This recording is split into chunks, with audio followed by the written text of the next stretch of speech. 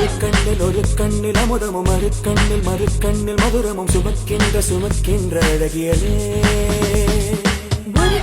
ஒரு கையில் அகங்களும் மறு கையில் சுகங்களும் எனக்குள்ளே கொடுக்கின்ற இனியவனே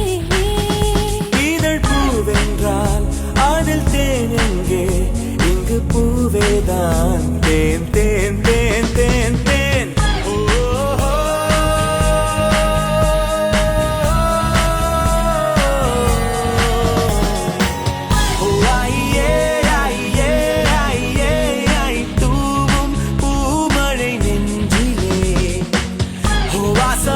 சுவாசமே வசமே வந்து மையல் கொண்டது என்